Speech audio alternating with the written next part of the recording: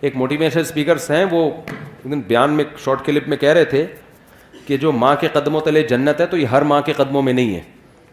My question is کہ ہر ماں کے پیر تلے جنت ہوتی ہے تو پھر ابو لہب کی بیوی کے پیر بھی تلے جنت ڈالیں نا.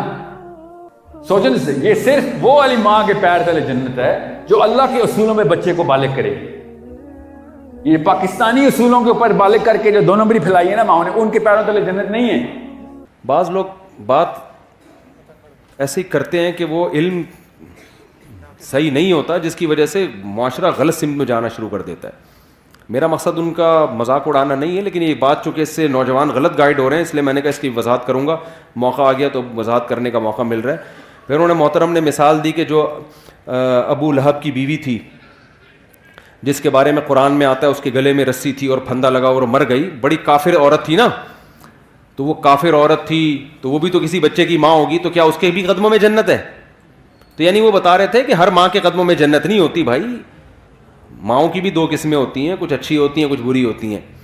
یہ غلط گائیڈنس ہو رہی ہے. ہر ماں کے قدموں تلے جنت ہے چاہے وہ کافر بھی ہو. بات یہ کہ وہ ماں کے قدموں میں ماں کے لیے جنت نہیں ہے. کس کے لیے جنت ہے؟ اولاد کے لیے جنت ہے.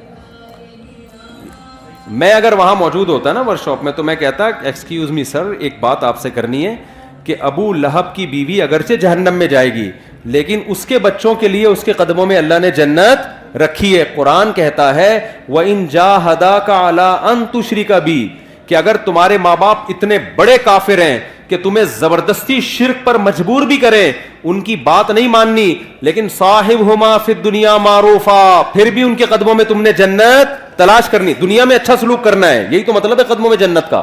تو آج کل اولادیں ویسے ہی ماں باپ کو نہیں پوچھ رہی ہیں, اس طرح کی تقریریں آئیں گی تو پھر اپنے ابا اماں میں عیب تلاش کریں گے. وہ ہر بچہ جا کے دیکھا یار میری اماں تو یہ بھی کام غلط ہے, میری اماں کا تو یہ بھی حرکت ٹھیک نہیں ہے, تو اس کا مطلب میری اماں خود ہی جنتی نہیں ہے, تو اس کے پاؤں میں کہاں سے جنت آ گئی؟